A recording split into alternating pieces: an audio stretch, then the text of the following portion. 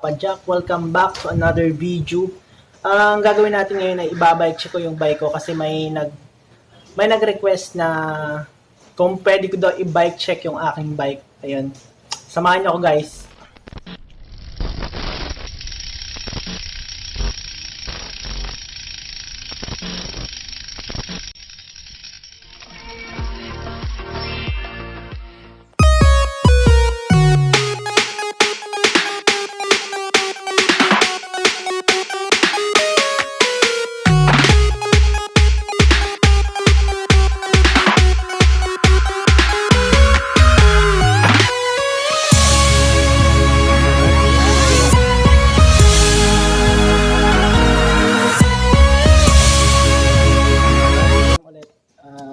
Ito na yung bike ko ngayon.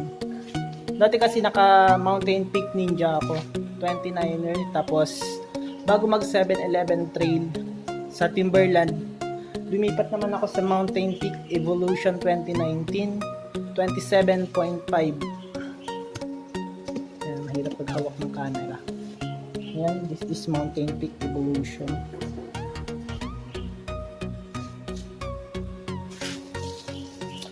Ang aking crank, guys, is SLX. Di ko lang kung anong model yan kasi second hand ko lang siya nabili. Ang aking RD Real Dweller is Shimano Jore, and then ang aking tags is SRAM X9. And then para sa aking tires is Onsa tires. Anong model na ito? S-Belt 27.5, 2.25 ang wide niya.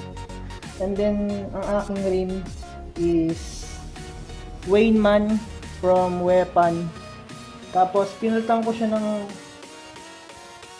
decals na E13 decals. Ayan siya.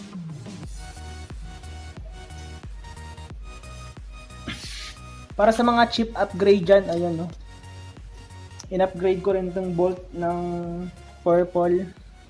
Actually, mahilig ako sa mga makukulay, guys. In this pedal, Shimano M120. Ay, mali. M520. Shimano M520. Medyo gas-gas na kasi galing pa yan doon sa isa kong bike. Diba? And then sa aking brake set, para sa aking brake set, guys, this is XT M8000. And then ang aking shifter, 10 speed lang, Jore.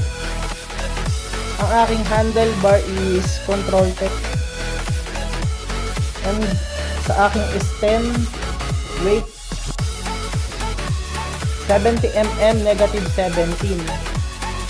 And then ang aking top cap is, hindi makita. Ayan. Ang aking top cap. Ang top cap ko, guys, is Risk. Nabili ko siya ng 500 plus. Basta 500 plus. Top cap na Risk. Titanium. And then ang aking bolts dito sa stem is Genova. Titanium din siya.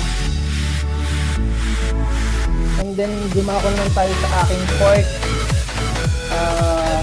Ito Fox 32 Factory Series.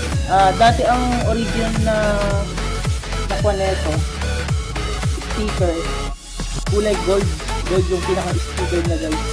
Kaso nga lang nababadin ako, gusto ko ng makulay. Pinalitan ko siya na itong decals na to kaso hindi maganda yung pagkakadikit niya. Pero original Fox yan. Fox actually. And then ang aking hubs naman is Submit M120 na new edition din to, bago rin to eh. Kalalabas lang to nito this year din, 2019.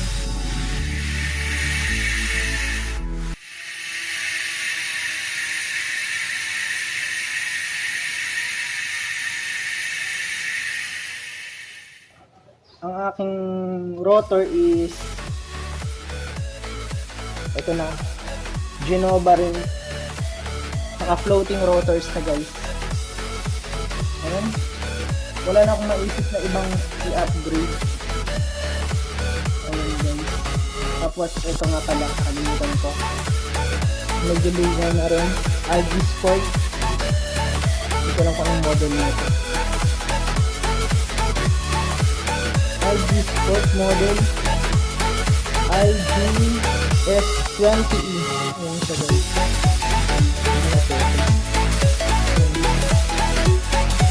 Ayun lang guys, sa susunod kapag may bago ang upgrade,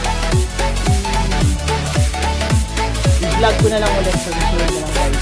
Maraming salamat sa panonood, at kung bago lang kayo sa aking channel, huwag nyo kalimutang mag-like, mag-subscribe, and hit the notification bell para updated kayo sa susunod kong video.